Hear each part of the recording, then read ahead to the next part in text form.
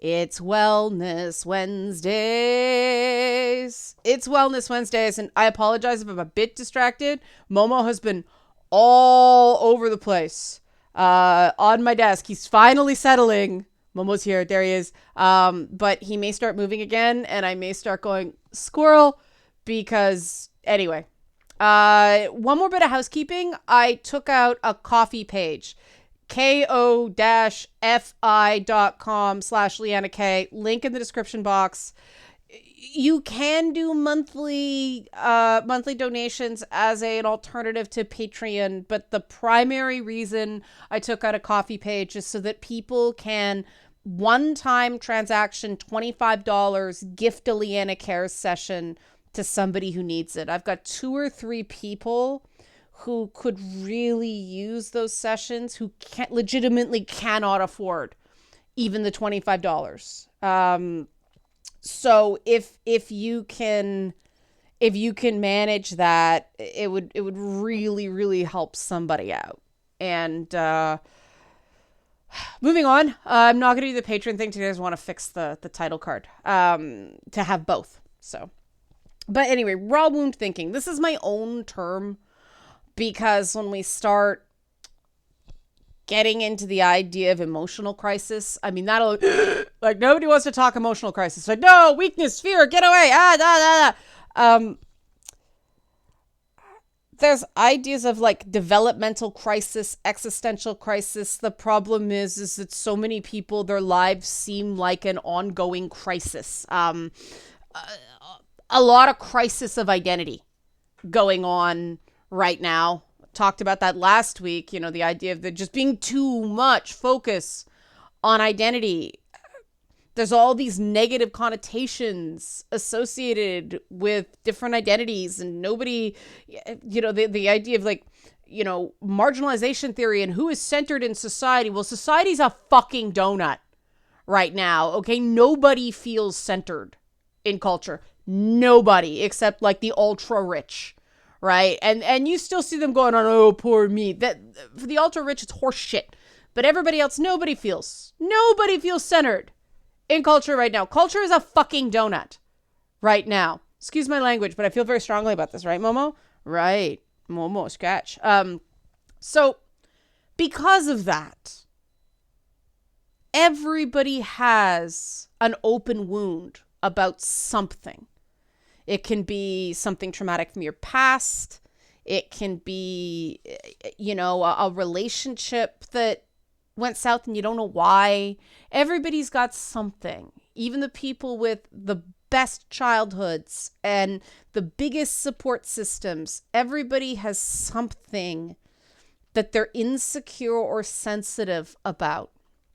And we have a bad habit collectively of shaming people and weaponizing those vulnerabilities. And that's so counterproductive because everybody has them. And we are such a toughen up culture. And yet we're really not, right? Because if toughen up worked, why are there so many people that seem to be walking around with raw wounds? Right?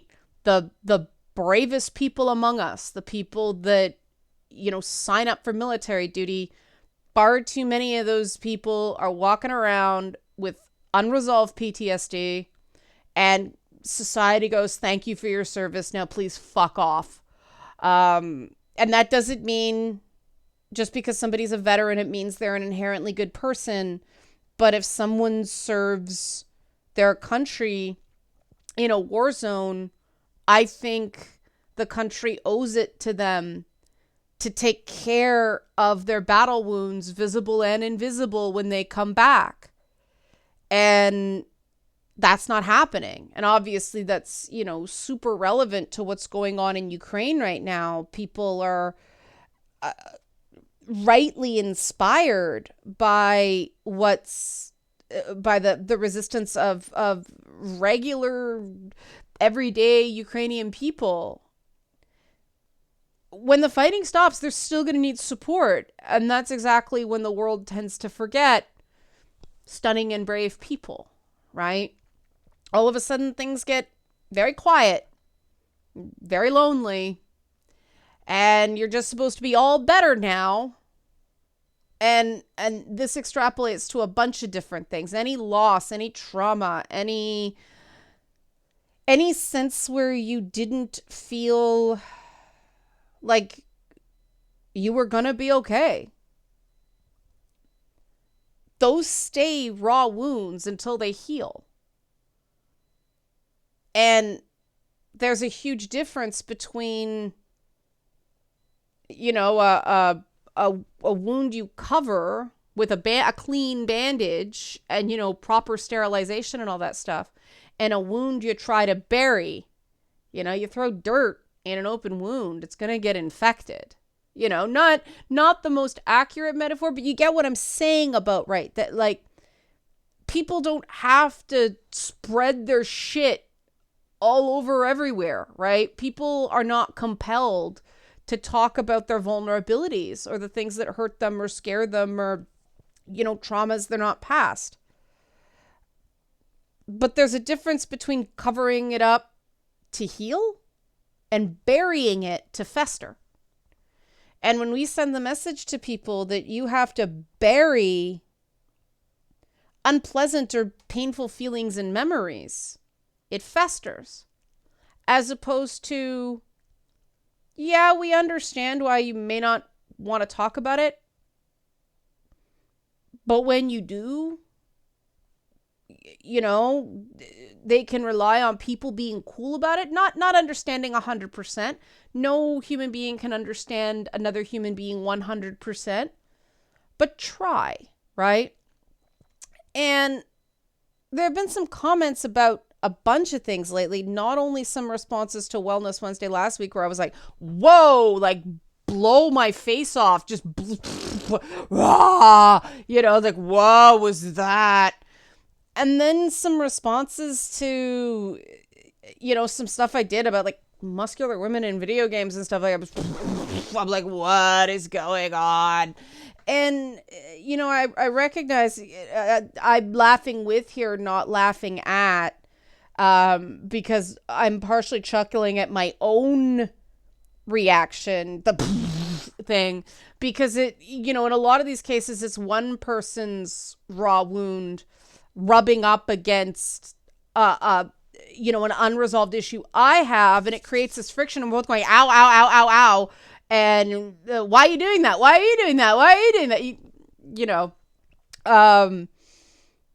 I have the self-awareness and the self-compassion to be able to sort of identify that and chuckle about it, and respect the hell out of friends of mine where those instances have happened, and we both sort of realized it, validated each other, and got through it, instead of going, fuck you, man, fuck you, man, fuck you, man, fuck you, man, which is basically the average Twitter fight, right?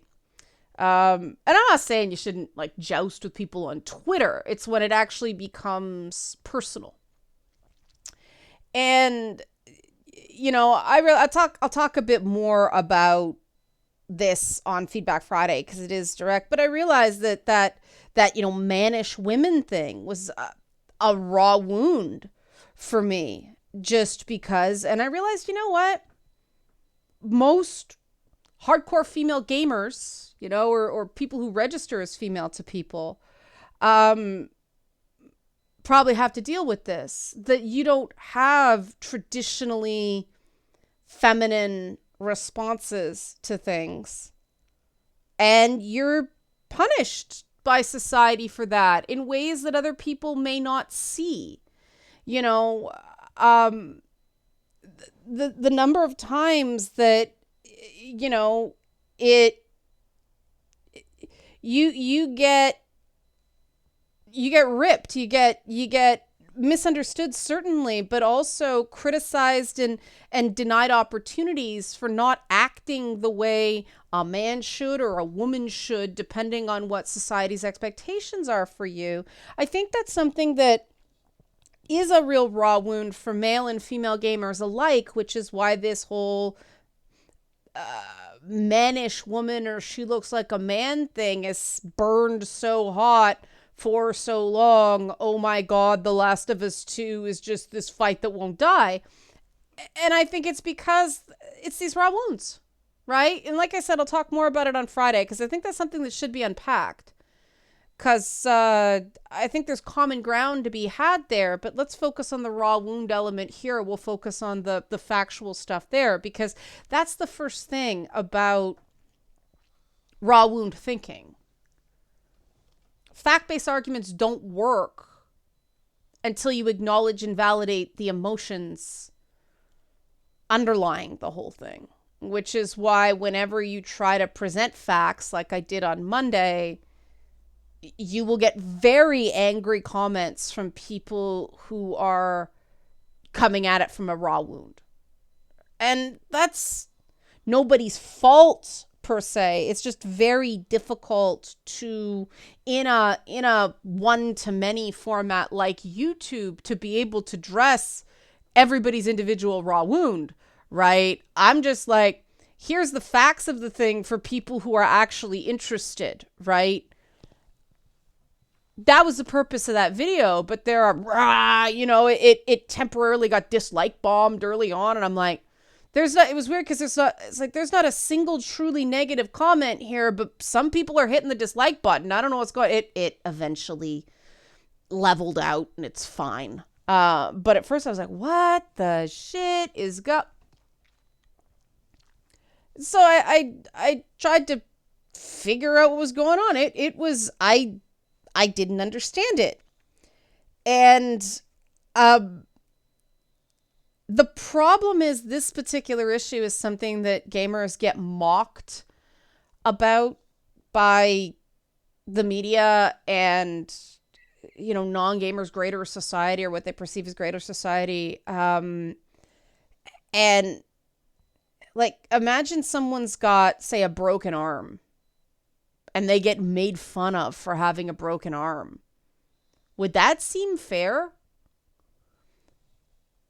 The problem is, in invisible wounds, people get made fun of for not being tough enough, for not sucking it up, for being too emotional. Oh, you crybaby, you snowflake, all that stuff. Society treats that as fair. It's really no different. There is a threshold when it's not just hurt feelings. It is actually a psychic injury, a psychic wound. When I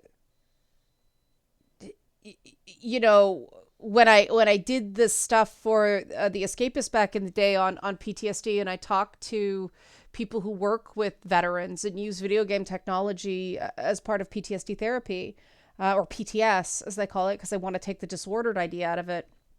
Because let's face it, among veterans, it's pretty common. So why are we calling it a disorder when so many people coming back from war are experiencing this, right?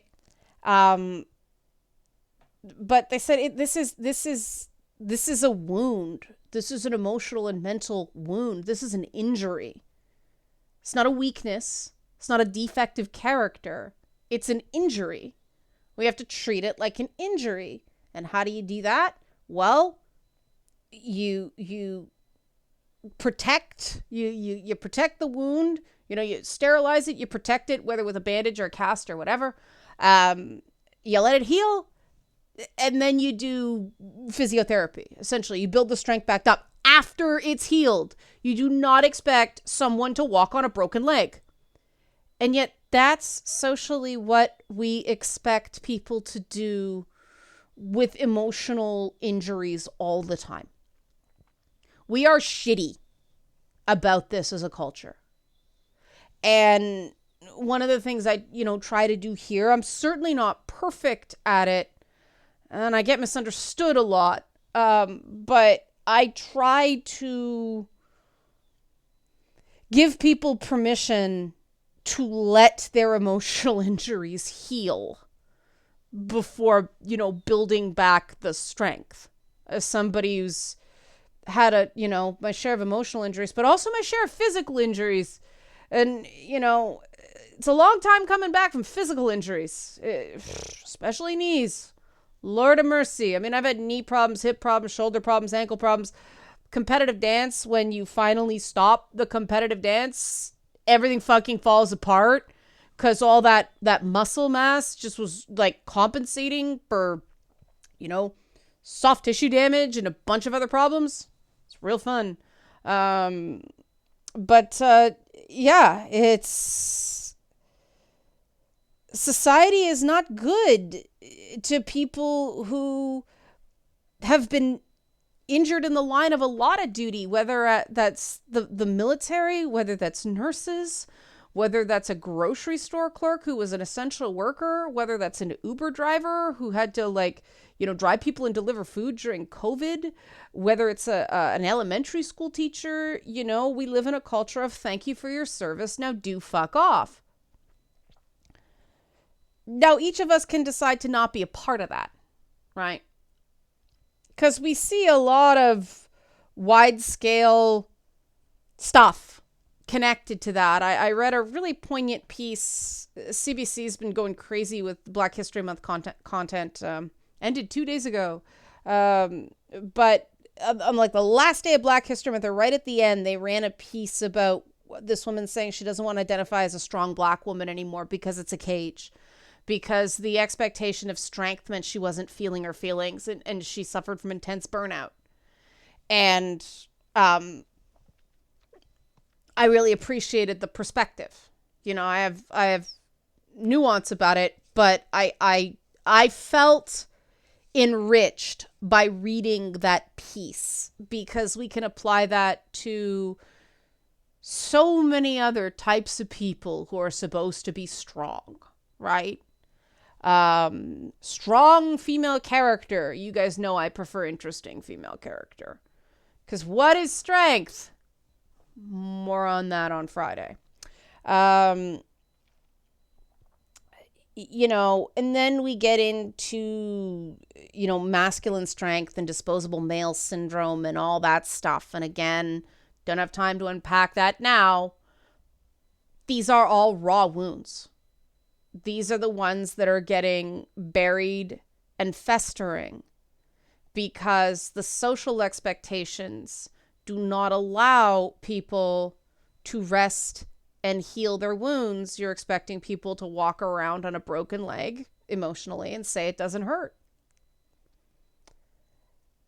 And I mean, the whole Karen phenomenon, I can almost guarantee has something to do with that, because these women, it does not excuse what those women do, but anybody who screams at a Starbucks barista because their coffee order was not perfect, like there wasn't enough foam in their caramel frappuccino or whatever the fuck it is, it's a cup of coffee.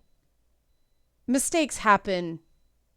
Holy fucking shit. But that is somebody who's super high strung, right? Same as people who scream at people working the McDonald's drive-thru, the Tim Hortons up here. I've been hearing a lot of nasty stories from people who are essential workers in places that don't have government mask mandates because they have to enforce corporate policy, and they get screamed at as if they set the fucking policy. We live in this culture where stupid aggression is considered preferable to admitting that you got some healing to do. And we can't deny that. As much as you want to say, oh, but, other people are allowed to do it. I guarantee you, there's not a single group on this planet that feels centered in culture right now. Culture is a fucking donut. Other than the extremely ultra rich, nobody feels centered in culture. And even rich people are like, oh, people were mean to me. You're a fucking millionaire. Who the fuck cares? Billionaire in some cases. If I'm a billionaire, I really don't give a shit if people say mean things to me about Twitter. Why? Because I'm a fucking billionaire. But who knows what raw wounds they got going on, right? I shouldn't put myself in their shoes like that. I still will, because they're fucking billionaires. But everybody else, the people you encounter on a day-to-day basis, Nobody feels like society's built for them. No, no, no, no, really. Nobody feels like society is built for them these days. Real talk. And this is the problem with the way politically, but politics is spilled out into fucking everything. Various groups attempt to solve problems. They create these us versus them struggles, these oppressor and oppressed hierarchies, and they pick targets that seem to be symbols or examples of this oppressor class. And meanwhile, the person they're targeting is going, what? What are you talking about? I have no control over this stuff, right? Going back to the muscular women thing, just as an example, I put it out to a buddy of mine this week. This is male game developers putting their FAP material into a game, calling it feminism, and then a bunch of other guys getting mad that feminism is ruining their games, and women are going, we didn't have a say in any of this. That's how ridiculous it's become. Men are creating these characters. It's their own spank bank. Like, let's be real, nothing wrong with that. But feminism, because I'm an ally. And then it gets passed along and everybody feels hard done by. Nobody feels centered. Everybody feels oppressed, as social justice warrior would say. Nobody's deliberately oppressing anybody in this equation.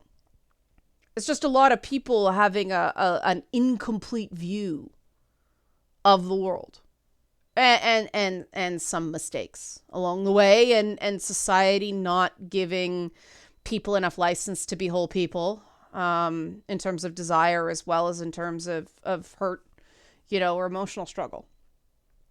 We can do something about that part, right? We can stop slut shaming and kink shaming, and that solves that problem, right? We can be more legitimately compassionate to not only each other but ourselves. But you can't hard charge all the time. You can't. And if right now you can't identify and admit to yourself your own raw wound or wounds, that means you've got one that's buried and it's festering. Because like I said, everybody has something. Even people with the most idyllic childhoods, everybody has something. It may not be debilitating. Probably isn't, but it's there.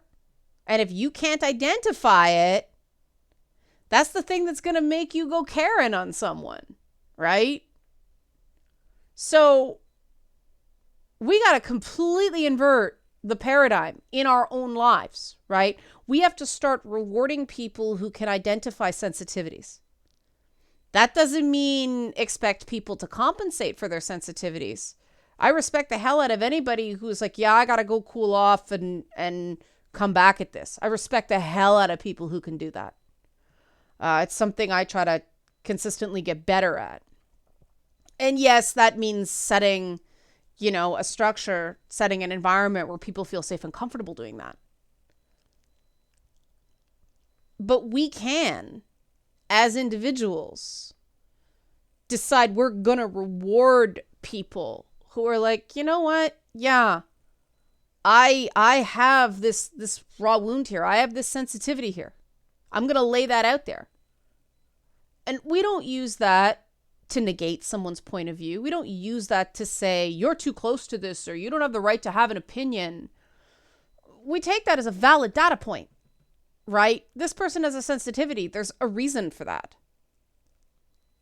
And then we can discuss, because once you validate that in another person, well, okay, what's the sensitivity that makes you care so much about this issue? Put that on the table. And you know what? The correct solution encompasses both. Because emotions don't make logical sense. And expecting them to doesn't help anything. So when you're like, well, that doesn't make any sense, well, the person probably knows it doesn't make any objective sense. It involves unpacking and peeling through layers, because keep in mind, buried under multiple layers of dirt, festering, there's a lot of infection to scrape away before you get to the original wound. That all takes time, that all takes process, and that doesn't give people the right to abuse other people. That's why I'm saying we have to reward people who go, hey, I have this thing. I'm not sure I entirely understand it, but this legit bothers me.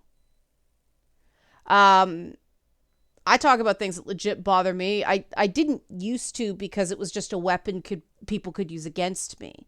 But when I started doing Wellness Wednesday, well, that's the whole thing, right? How Leanna learned to love her damage and move beyond it into wisdom.